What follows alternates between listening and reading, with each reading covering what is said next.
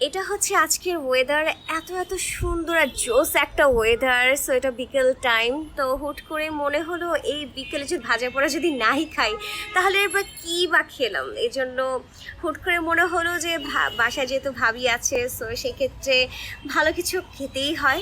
আর দেখাচ্ছি আমরা কি তৈরি করেছি, মানে আমি না, আমার ভাবি তৈরি করেছে।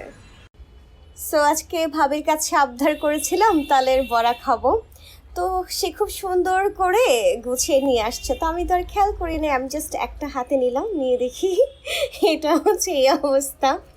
মানে কি আর বলবো, যে এটাও কি একটা কথা যে এভাবে মানে পুড়ে টুড়ে নিয়ে আসছে ননদকে খাওয়ানোর জন্য। এই জন্যই বলেন ননদ ভাবিদের সম্পর্ক কেন এমন হয়, তাহলে দেখেন কেনই বা হবে না।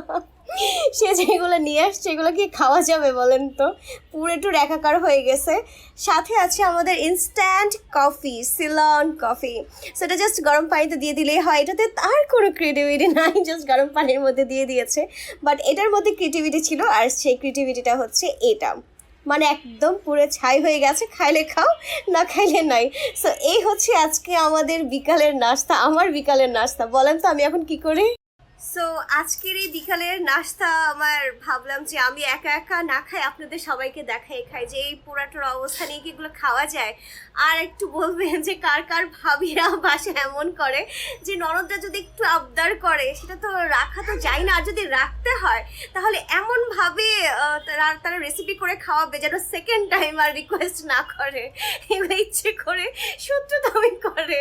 কি দরকার ছিল? এত সুন্দর একটা ওয়েদার দেখেন তো, জেনে সে বলবে এত ভালো একটা ওয়েদারের মধ্যে যদি এমন একটা পোড়া টোড়া খাবার খাই তাহলে মুডটার কি অবস্থা হয়।